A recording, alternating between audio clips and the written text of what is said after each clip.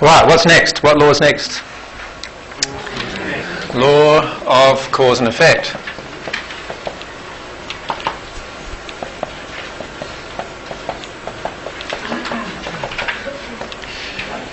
This is basically the law, what you sow, you reap. In other words, everything that you create has a cause within your own soul condition that created it. Right? And any action you take has a cause within itself. And that action will actually create other effects even. Can you see how that works, the law? A pretty basic explanation. We can talk about it in detail at another time. How does this affect our love relationships? How do you reckon? You see, if I understand that every cause for another person, everything that happens to the other person, or every effect of their life, is driven by some cause within themselves, then what will I help them address? Cause. I won't help them address the effect. In fact, it would be highly unloving for me to help them address the effect. Can you see why? If I address the effect, then I'm not actually helping them deal with the cause. The cause is still in them and it's going to create the effect again and again and again and again. And I'm going to be bailing them out each time because they're not dealing with the cause. So this happens a lot with our friendships and our family relationships and even our partnerships generally. We're often trying to bail out our partner or bail out, particularly our children we do this with, right? Where we're bailing them out of the effects of their life rather than dealing with the underlying causes. Jerry? I've got a 17-year-old daughter, finished up a relationship with a boyfriend. Somewhere in the past where I've heard you say that, again, you don't deal with the effects and, this thing, tapping them and say it'll be okay.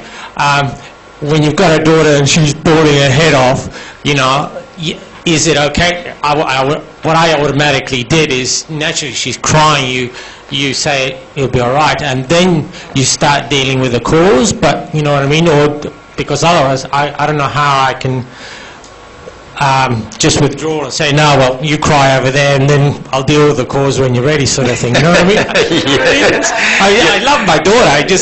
You're asking what's the loving way in which to enact this law? Yeah, well, I mean, that's the way I'm looking at it. I said, yeah, okay, we'll deal with her emotions or her feelings at the moment and she's expressing them through It's highly appropriate to hug a person while they're crying if the person is owning their causal emotion.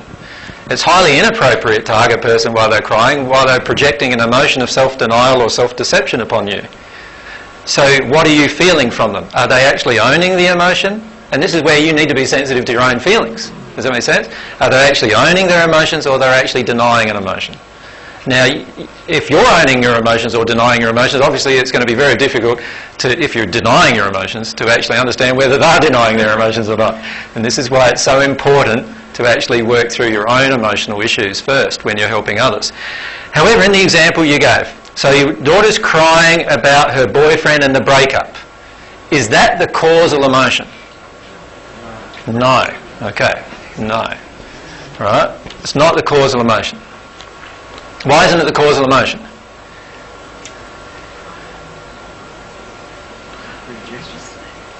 The causal emotion is probably an emotion of being rejected, isn't it?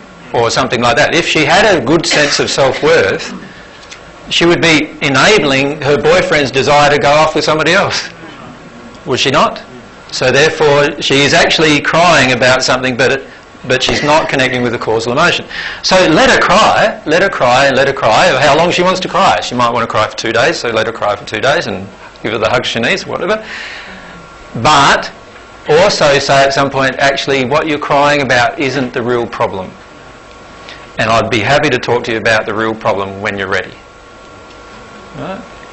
Now, if she continued crying for another month about this problem, would you now cook for her, clean for her, wash her clothes, get her off to school, get her off to uni if she's going to uni, and do all of that for her, if you're addressing the cause? See, most of us would be tempted to do that, saying, oh, but she's really upset and I need to do that.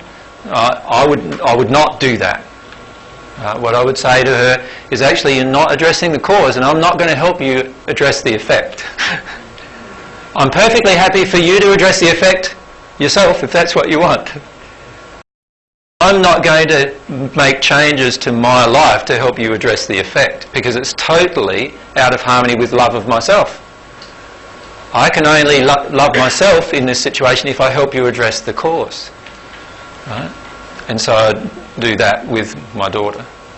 So I'm not saying don't hug her, but if you're hugging her for a month and you're only dealing with effects, then you're actually enabling her to stay where she is.